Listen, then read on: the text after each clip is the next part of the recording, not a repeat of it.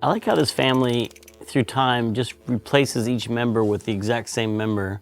There's one mad scientist, there's one freaky son, and there's one red-haired lady. They all just give birth to someone who looks just like them? Or are they clones? Or do the Eds grow up into Freds? And they switch? And they shrink. Okay. They shrink as they get old. Yoo-hoo, Mr. Tentacle Guy. What? Ooh, I don't feel so good. I think I'm going to throw up all over. Uh-oh. Time to visit Dr. Tentacle.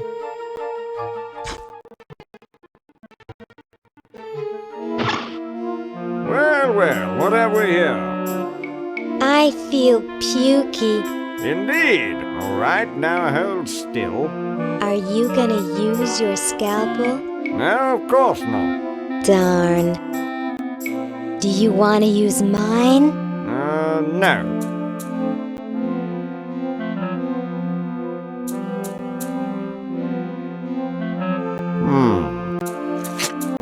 What?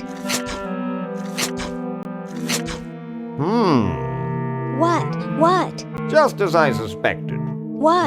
There's nothing wrong with you, human. What a letdown. Well, I'm late for the show. I'll send your keeper back for you. Oh, sit. Stay. Good boy.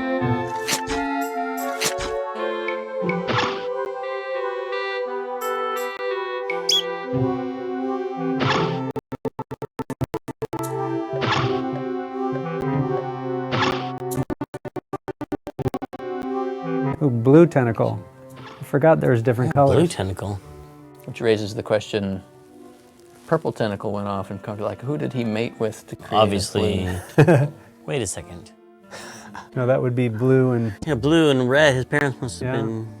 But his brother is well, you know, green. it's like a dominant recessive gene kind of thing. You know, like it's if you have the blue eyes, but you could still have brown eyes. You could still have the blue-eyed gene. You could have the blue if you're purple.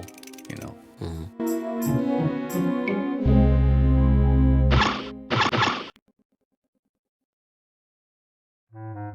Hey, how'd you get out? Get back in there.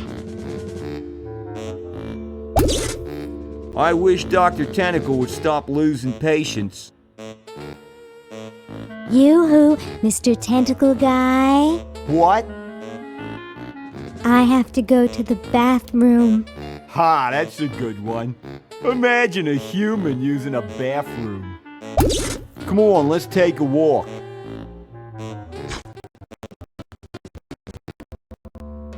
Okay, human, do your business.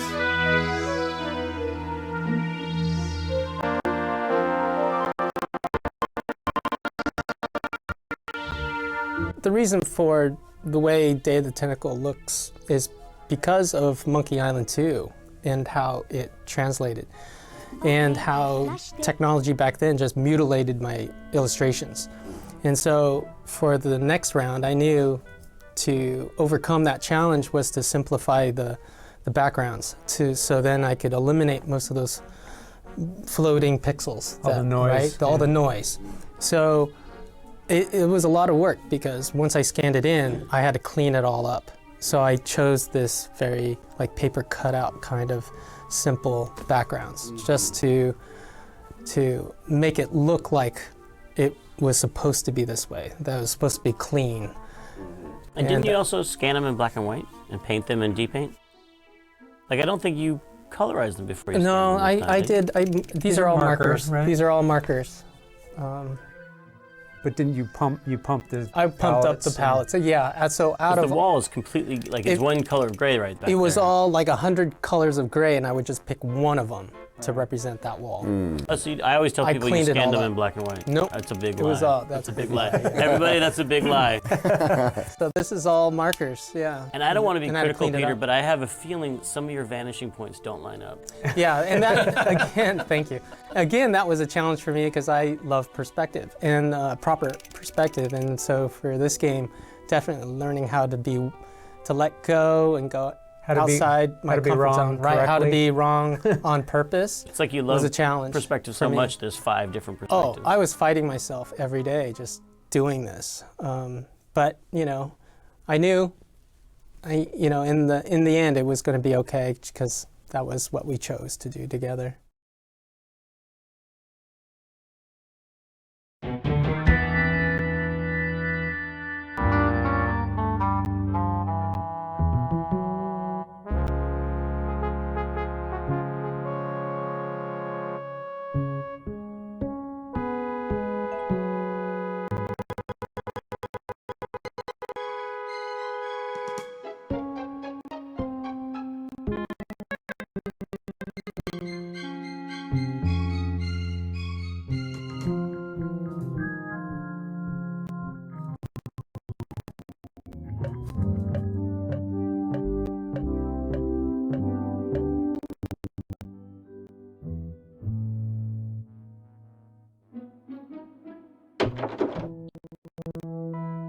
So when you guys write those multi-branching scripts, I guess you call Dialogue them, trees? is that what you call them, dialogue trees? Was it, did you have to think in a certain mode, or how would you do it? And how would you notate it in Excel or something? Like, how would you map out the branches? No, it was you would write it in code. We were programming the game at the same time. You would scum so you program would the just- dialogue as you wrote. Oh my God. You would literally say, here are the choices. If you pick this one, jump down there. If you pick this one, jump down there. I don't know how Dave wrote it, but I just kind of improv it. Like, you'd write, I wouldn't think or plan too much about it, but okay, you just talk to him, and then what would be 4 funny lines on the screen, and then kind of explore one, explore the other, and maybe have other nodes that you can go to, and then I would start planning. Okay, now I've got myself into a mess. How do I get out of here? Yeah, And it's the kind of planning would begin. all about sets of lines. And it was great because one of the things that you run up against as a writer usually in other media is I get to this point and I have to make a decision about how things go. But here we can just leave that up to the player, and all you have to do is get to a point and go, well, what are all the interesting things I might want to do here or say here? And then you just put them all in. So it's Easy as pie. pre-editing. And I remember you would always design a dead end, like where the train comes to the end of the line. Basically, it's like you say something and then he just keeps giving you the same answer, like, I wouldn't know about that. And then you try something else, I wouldn't know about that. It's like, okay, I guess I've exhausted this. It's sort of like almost like a stopgap or a safety net in a way, maybe. I don't know. They always try and let the player Gotta be know some when end. they've exhausted the character. They're like, look, okay, you found it. You found all of the entertainment we put in this character. It's done. Because people will explore as Yeah. deep as you give them. It becomes a responsibility. Oh, I've got to see if there's something down there that I'm missing. So I have to. So you don't want to do. Yeah, it's make an it too interesting thing huge. to attention you have to wrestle with is like, you want to put a lot of, well, the player might go here, they might go here, they might choose this, might go choose, let's put interesting stuff in all those places. But then if you approach it in the wrong way, sometimes the player gets there and they're like, oh God, I've got to go through all of this stuff. And they feel like they need to find every nook and cranny of the dialogue. And you just put it in there so they'd have a variety of things to choose from, but they feel like it's a task list and they have to like find it all. And so you, Or something's buried there that they missed. yeah.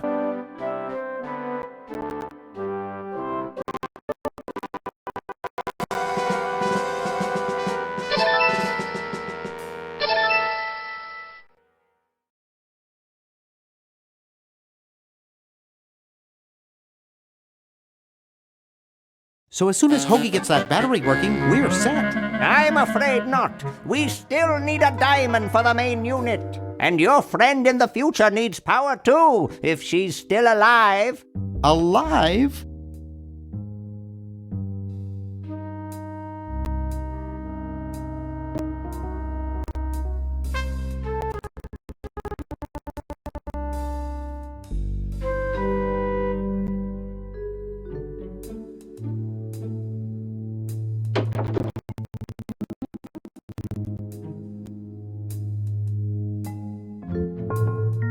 Hey, boy, you missed the party. You and the clown were having a party? No, last night. At the Novelty Good Salesmen's Convention. I tell you, we Novelty Good Salesmen know how to have a good time.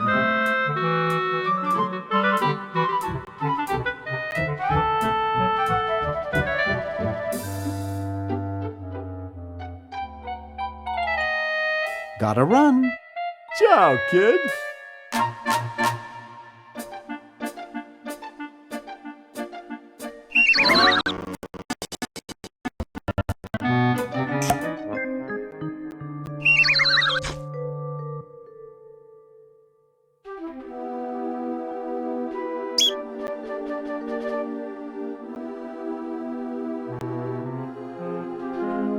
I'll just run to the Chronojon.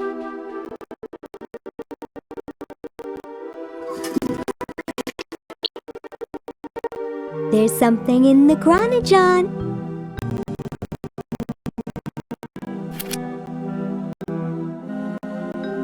I'll use the Chronojon.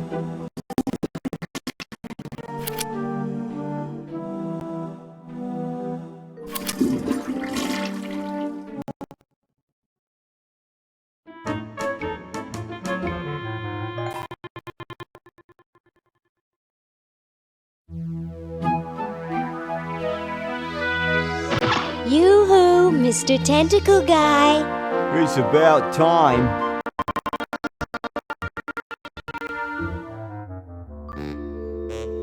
Yoo-hoo, Mr. Tentacle Guy. What? Ooh, I don't feel so good. Again?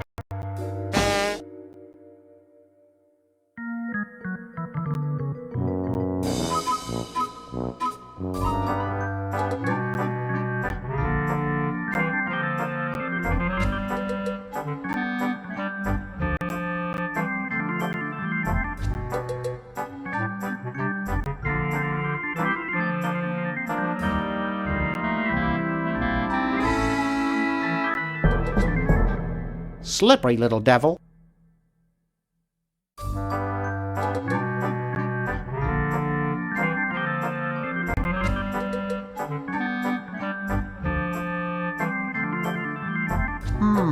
Air conditioning, I guess.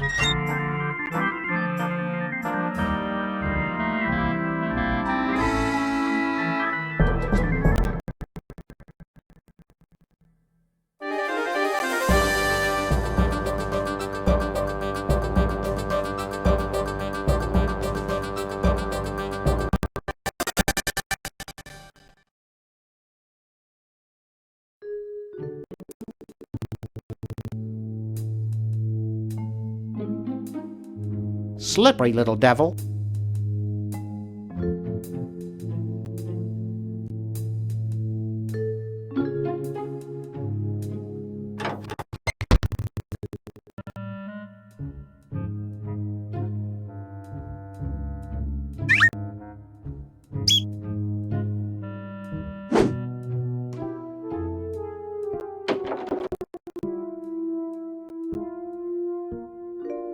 Who knows what surprises await inside?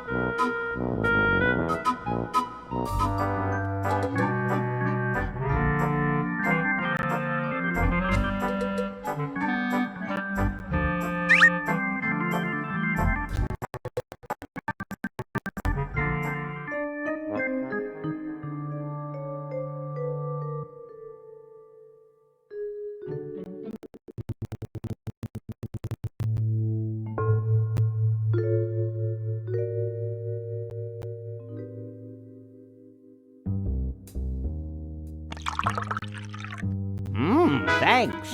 I needed a little pick-me-up.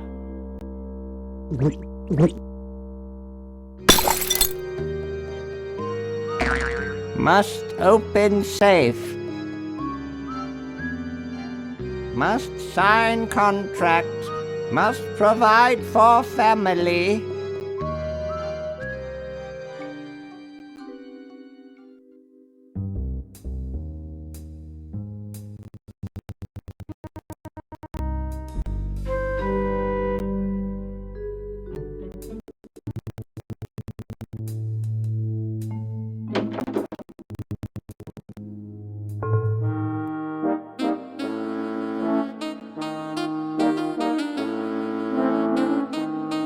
This beautiful 4,000-carat diamond can be yours today for the special rock-bottom introductory price of $2 million. The number to call is 1-800-STAR-WARS. Don't miss this amazing once-in-a-lifetime opportunity.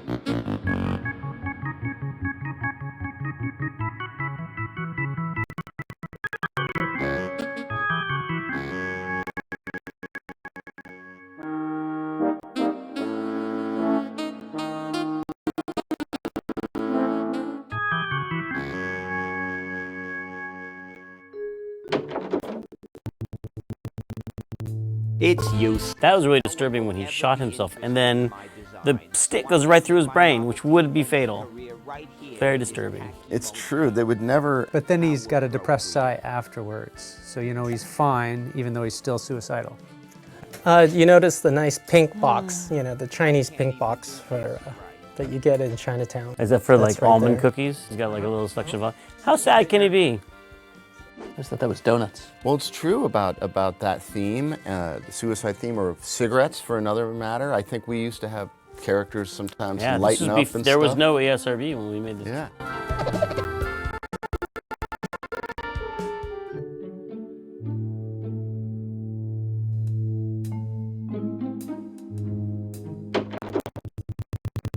Green! Bernard! What are you doing up here? Well, I couldn't stop Purple, and he's gonna go out and conquer the world, and I'm afraid of what he'll do if he catches me, if Dr. Fred doesn't find me first. Does that answer your question? Yeah. Hey! What's up, Bernard? See you later. Yeah! Good luck in saving the world, B-Man!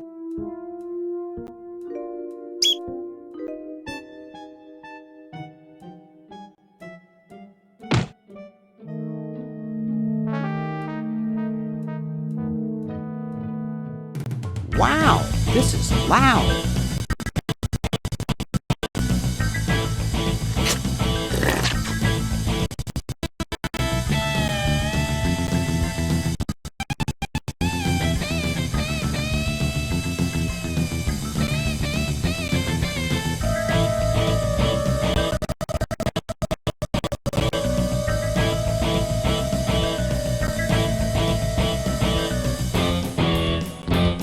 Looks like a stand for tourist info and ads. I don't think I can pick that up.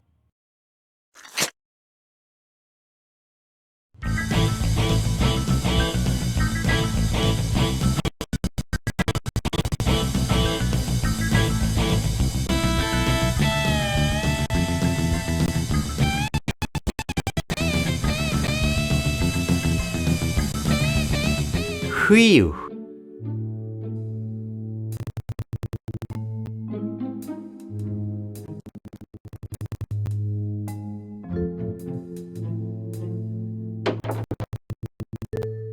I remember when I was trying to figure out and come up with the style, it was back in those days we didn't really have Google internet search stuff. So, all we had were two books that I studied from, and that was a Bugs Bunny book, compilation kind of thing, and Chuck-a-Muck, which was Chuck Jones's bio book.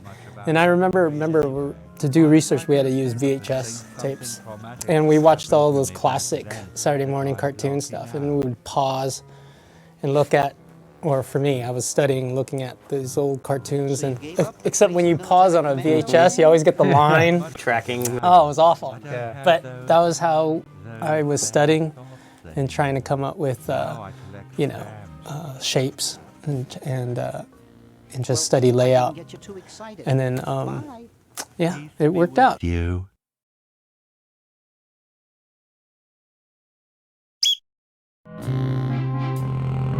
I've got one just like this packed away in the garage.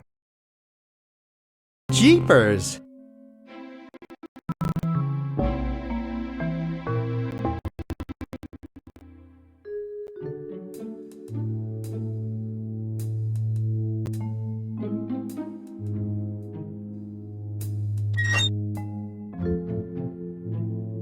I'm sorry to do this to you, little fella, but it's for the future of the whole planet.